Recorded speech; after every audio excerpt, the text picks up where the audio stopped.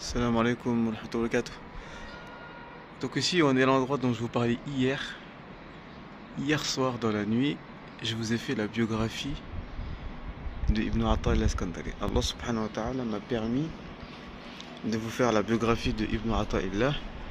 Et aujourd'hui pour la première fois, eh bien je me retrouve dans... Alors je crois que on appelle cet endroit le Qarafa. C'est le cimetière dans lequel... le maqam dans lequel est enterré Ibn Ata al-Iskandari, ainsi que Abi Jamra, celui qui est l'auteur du livre Bahjat al-Nufus, le Cheikh Maliki Soufi qui a expliqué un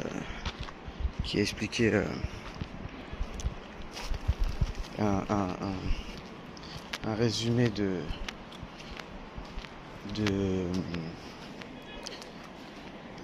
de Sahih Bukhari. J'en suis parce qu'il y a des personnes, je ne vais pas les filmer. Donc ici je vais vous montrer un peu le panorama. Donc ici il y a plusieurs personnes. Et en tout cas ici il est dit,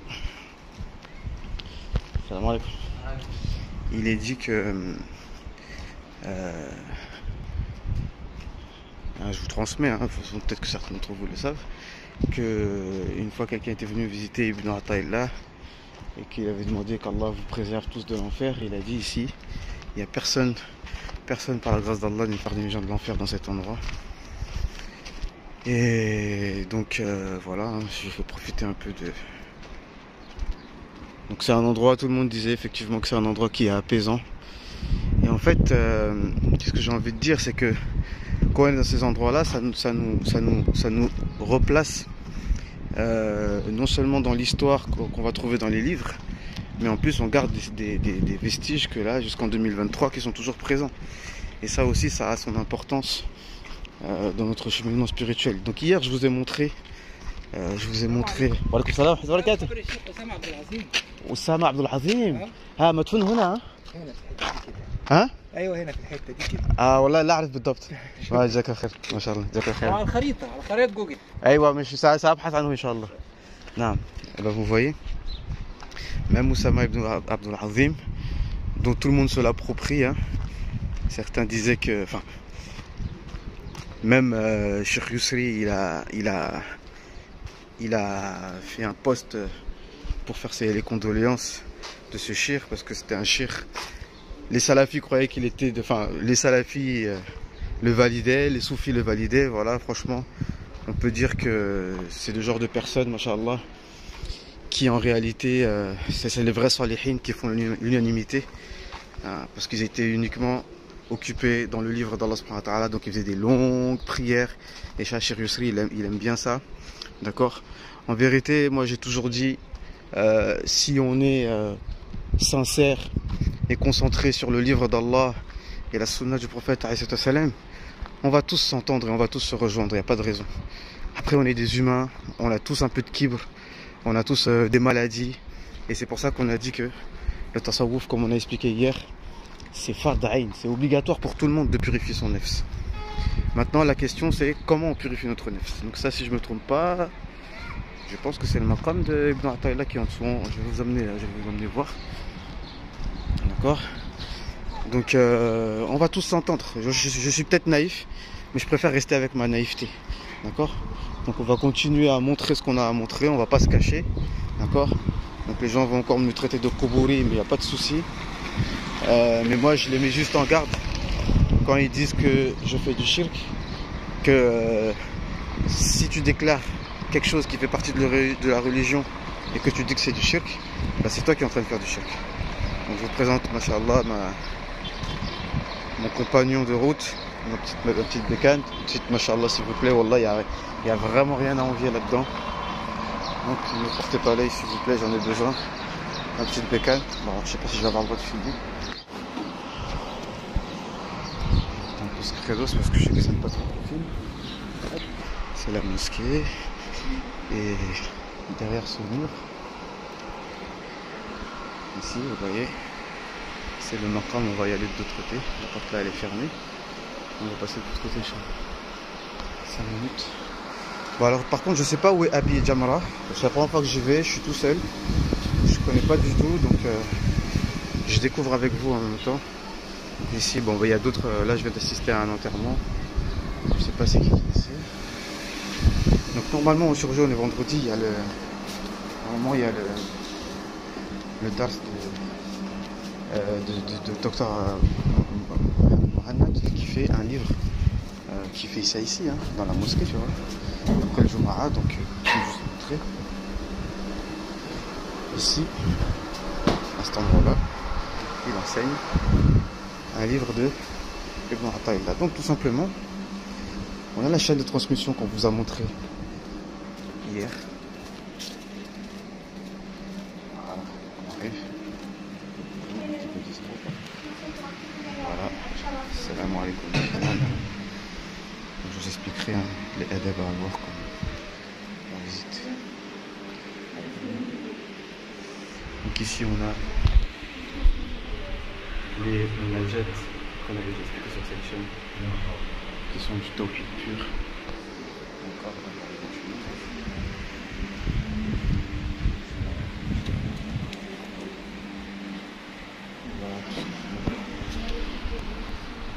c'est pas question de faire tawaf, hein, c'est juste que on fait le tour pour voir tout ce qu'il y a.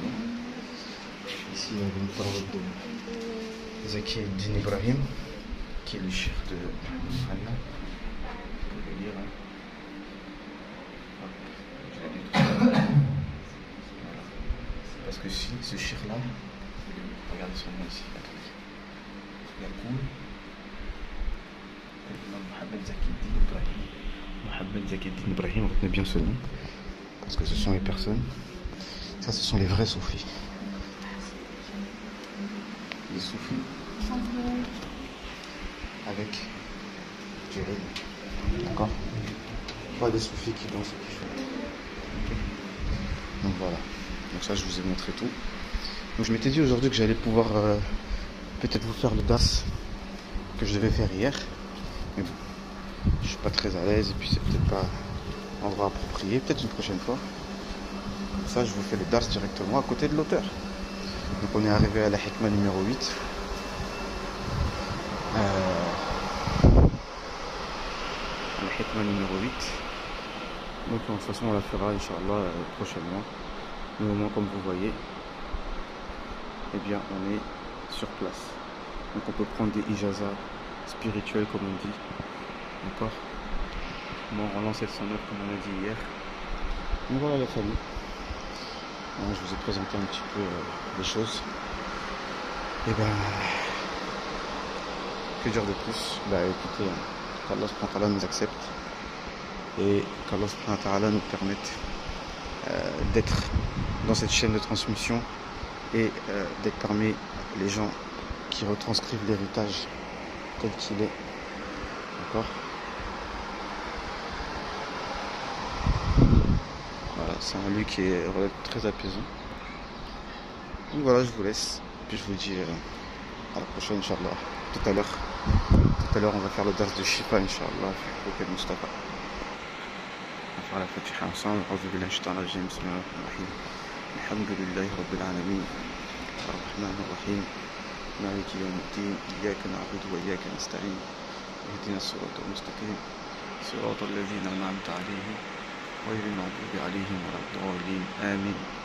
Donc dans ce maqam, je demande à Allah subhanahu wa ta'ala qui nous permette de compléter le tawhid, le vrai tawhid en pratique, en théorie et en pratique, et qui nous permette de suivre le prophète et qu'Allah Azza wa Jal nous donne son intercession et qu'Allah Azza wa Jal protège nos enfants à cette époque de Dajjal avec les téléphones qu'ils ont dans leurs mains. Il n'y a que Allah Azza wa Jal qui peut les protéger, qu'Allah subhanahu wa ta'ala ne nous égare pas après nous avoir guidés, car en réalité la guidée est uniquement dans les mains d'Allah subhanahu wa ta'ala. Je vous rappelle que même l'imam Zahabi dit clairement à plusieurs reprises que les du'a à côté des tombes des pieux sont acceptés. Donc voilà, ici on a une biographie de l'imam Shadili.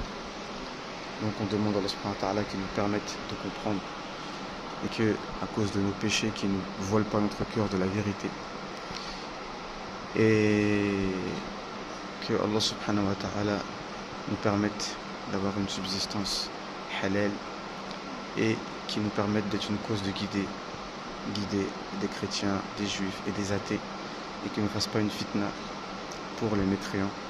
Illa an yasha rabbi shay'a, comme Allah le dit dans le Coran. Des fois, imaginons que on casse une statue d'un mouchrik et qu'à cause de ça notre bras se casse ou qu'on nous arrive un malheur. Et ça c'est Allah qui veut éprouver les mouchriquins en disant, vous voyez, vous avez attaqué nos divinités et voilà ce qui vous est arrivé. C'est ça que ça veut dire le verset. Je n'ai pas peur de ce que vous associez à Allah, sauf ce que Allah veut, dans le sens, si Allah veut qu'il m'arrive quelque chose, que ce soit une fitna pour vous. Donc nous, on doit être des personnes qui transmettent l'héritage, ni plus ni moins, et on demande à Allah subhanahu wa ta'ala par tout ce par quoi les awliya demandaient, parce que les meilleures façons de s'adresser à Allah subhanahu wa ta'ala, c'est à la façon des awliya. On avait déjà parlé des munajat, que je vais vous montrer encore. Les munajat qui sont du tawhid pur et dur. Salam alaikum.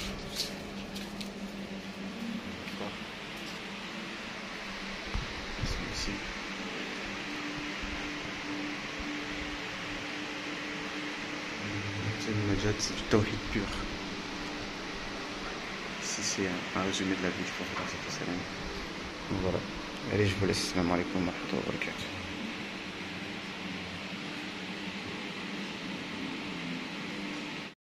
Non, en fait, tout à l'heure je vous montrais cette Qubba. En fait, c'est pas Ibn Ata'illah, il est derrière ce mur là. Parce que là on vient de sortir, je vais vous montrer. Regardez. Ibn Ata'illah, il est ici, ok? Vous me suivez? Ici. Salam alaikum ya imam. Et là, la Qubba qu'on avait vue, c'était Al-Kamal ibn Humam. Et ça revient à l'histoire dont je vous parlais tout à l'heure, que j'avais dit approximativement. Donc Al-Kamal ibn Humam. Bon, je pourrais pas vous dire trop en détail qui c'est.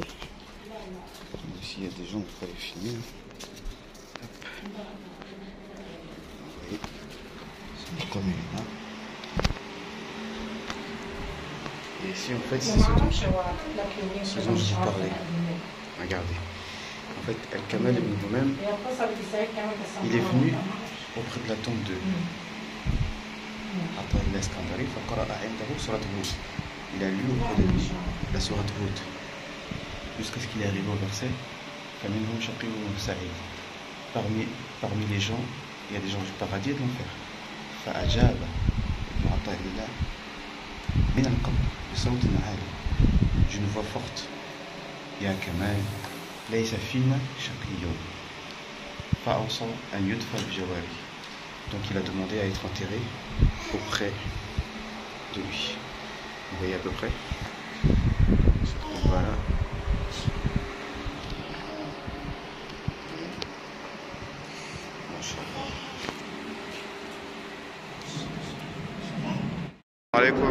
Donc du coup je me suis renseigné un petit peu. Donc ici c'est la mosquée d'Ibn Ata'illah que je vous ai montré. L'entrée elle est par là.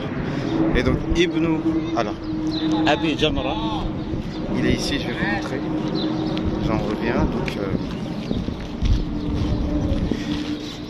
et on va voir un peu sa biographie pour voir que tous les figures du Tasawwuf, ce qui est marrant, c'est que ce sont tous des grands ulama. Et d'ailleurs ici, regardez si vous voyez. Regardez. Là-bas, si vous regardez, vous voyez ce qu'il y a au bout là. Vous voyez les... Ça c'est la forteresse de Salah ad-Din Ayyubi. On est ici que dans des coins, voilà.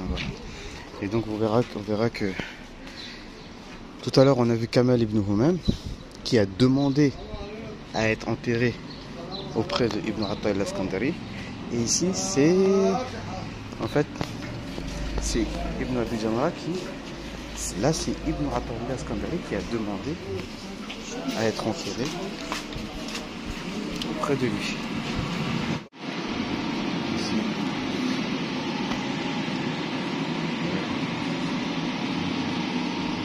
Donc je vais vous lire ce qu'il y a écrit ici.